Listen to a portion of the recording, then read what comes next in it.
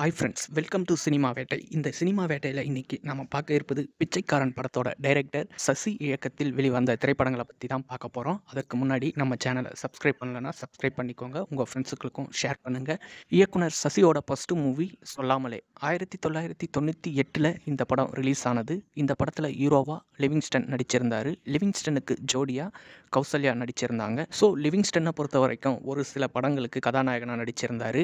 அவர் கதாநாயகனாக நடித்ததிலேயே மிகவும் அற்புதமான படம்னா அது சொல்லாமலே திரைப்படம் தான். அவரோட இயல்பான நடிப்பை இந்த படத்தில் வெளிக்காட்டியிருந்தார் லிவிங்ஸ்டன். ஸோ இந்த படத்தோட கதையை பொறுத்த வரைக்கும் அவர் பேச முடிஞ்சும் ஹீரோயினிக்கு முன்னாடி மட்டும் பேசாத மாதிரி ஒரு ஊமையான கேரக்டரில் நடிச்சிருப்பார். அது சுவாரஸ்யமாக இருந்தது இந்த படத்தை பொறுத்த வரைக்கும். கடைசி கிளைமேக்ஸில் கௌசல்யாவுக்கு உண்மை தெரிய வரும்போது இவர் சொல்லாமலே நாக்காத்துக்கிறது நல்ல ஒரு கிளைமேக்ஸாக இந்த படத்துக்கு இருந்தது. அடுத்து சசியோட டைரக்ஷனில் 2002 ரிலீஸ் ஆன திரைப்படம் தான் ரோஜா கூட்டம். இந்த படத்தில் ஸ்ரீகாந்த் அறிமுகமாயிருந்தார். ஸ்ரீகாந்துக்கு ஜோடியாக பூமிகா நடிச்சிருந்தாங்க. காமெடி கேரக்டரில் விவேக் நடிச்சிருந்தார். இந்த திரைப்படத்தில் வந்த சாங்ஸ் எல்லாமே வேற லெவலில் இருந்துச்சு. ரகுவரன் ஸ்ரீகாந்துக்கு அப்பா கேரக்டர்லையும் ராதிகா ஸ்ரீகாந்துக்கு அம்மா கேரக்டர்லையும் இயல்பான நடிப்பை வெளிப்படுத்தி இருந்தாங்க. இது ஒரு லவ் ஸ்டோரி மூவி. 90s கிட்ஸுக்கெல்லாம் எல்லாருக்குமே ரொம்ப பிடிச்ச மூவியாக அந்த டைமில் இந்த படம் பார்க்கப்பட்டது. ஸோ சசியோட டைரக்ஷனில் இந்த ரோஜா கூட்டம் மூவி சூப்பர் டூப்பர் ஹிட் ஆனது. அடுத்து சசியோட டைரக்ஷனில் 2006 ரிலீஸ் ஆன திரைப்படம் தான் டிஷும். இந்த படத்தில் ஜீவா கதாநாயகனாகவும் ஜீவாவுக்கு ஜோடியா காதல் சந்தியா கதாநாயகியாகவும் நடிச்சிருந்தாங்க. ஸோ இந்த படத்தை பொறுத்த வரைக்கும் ஜீவா சினிமா ஷூட்டிங்கில் நடக்கிற ஃபைட் மாஸ்டராக நடிச்சிருந்தார். ஸோ ஷூட்டிங்கில் ஹீரோவுக்கு டூப் போடுற கேரக்டரில் தான் இந்த படத்தில் நடிச்சிருந்தார். அவங்களோட கஷ்டத்தை உணரும்படியாக சசி இந்த படத்தில் எடுத்து காட்டியிருந்தார். ஸோ சசியோட டைரக்ஷனில் ரிலீஸ் ஆன 3வது திரைப்படமான டிஷும் திரைப்படமும் சூப்பர் ஹிட் ஆனது. அடுத்து சசியோட டைரக்ஷனில் 2008 ரிலீஸ் ஆன திரைப்படம் பூ.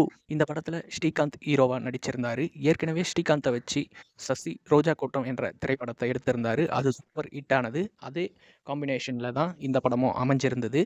ஸோ இது ஒரு கிராமத்து பின்னணியில் உருவாகிற கதை. ஸோ இந்த பூ திரைப்படத்தோட திரைக்கதைக்காக இயக்குனர் சசிக்கு விருதும் கிடைச்சிருந்தது.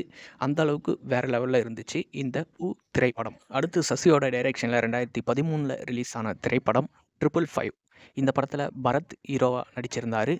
ஸோ இந்த படத்தை பொறுத்த வரைக்கும் பரத் ரொம்பவே எஃபெக்ட் போட்டு சிக்ஸ் பேக்லாம் வச்சு நடிச்சிருந்தார். சசியும் இந்த படத்தை ரொம்பவே எதிர்பார்த்து காத்துட்டு இருந்தார். 2 பேருமே எதிர்பார்த்து காத்துட்டு இருந்த இந்த படம் கடைசியில் ஒரு ஃப்ளாப் மூவியாக தான் அமைஞ்சது இவங்க 2 பேருக்குமே. ஸோ இந்த 555 படம் தோல்வி அடைஞ்சதுனால கொஞ்ச நாளாக படத்தை டைரக்ஷன் பண்ணுறதை நிறுத்தி வச்சிருந்தார் இயக்குனர் சசி. இயக்குனர் சசியோட டைரக்ஷனில் 2016 ரிலீஸ் ஆன திரைப்படம் பிச்சைக்காரன். இந்த படத்தில் விஜய் ஆண்டனி தான் ஹீரோவாக நடிச்சிருந்தார். ஸோ சசி இவ்வளோ நாளைக்கு வெயிட் பண்ணி எடுத்ததுக்காக நல்ல ஒரு தரமான படமாக தான் கொடுத்துருந்தாரு இந்த பிச்சைக்காரன் திரைப்படத்தை. ஸோ என்ன தான் ஒரு ரிச்சான பிஸ்னஸ் மேனாகவே இருந்தாலும் அம்மான்றது எவ்வளோ முக்கியன்றதை இந்த படத்தில் உணர்த்தி இருப்பார் சசி. ஸோ இந்த பிச்சைக்காரன் படத்தில் விஜய் ஆண்டனியோட நடிப்புலாம் இயல்பாக அற்புதமான நடிப்பை வெளிப்படுத்தி இருந்தார். அந்த அளவுக்கு பிச்சைக்கார வேஷத்தில் அற்புதமாக பொருந்தி இருந்தார் விஜய் ஆண்டனி. ஸோ இந்த படத்தில் வந்த சாங்ஸ் எல்லாமே வேறு லெவலில் இருந்துச்சு. அதுவும் அந்த அம்மா சாங்ஸ் எல்லோரோட காலர் ரிங்டோனாகவே வைக்க ஆரம்பித்தாங்க. அந்த அளவுக்கு வேறு லெவலில் அமைஞ்சிருந்தது இந்த படத்தோட சாங்ஸ். திரைக்கதை எல்லாமே வேறு லெவலில் இருந்துச்சு. இந்த பிச்சைக்காரன் திரைப்படம் ஒரு சூப்பர் டூப்பர் ஹிட். அடுத்து இயக்குனர் சசியோட டைரக்ஷனில் கடைசியாக ரிலீஸ் ஆன திரைப்படம் சிவப்பு மஞ்சள் பச்சை. இந்த படத்தில் சித்தார்த்தும் மியூசிக் டைரக்டர் ஜிவி பிரகாஷ்குமாரும் சேர்ந்து நடிச்சிருந்தாங்க.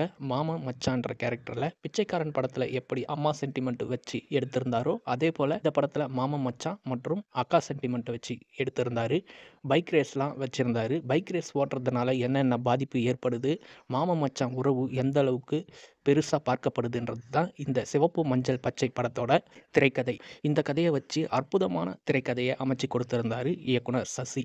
இந்த படமும் வேறு லெவலில் இருந்தது. இந்த படமும் ஒரு சூப்பர் டூப்பர் ஹிட் ஆனது.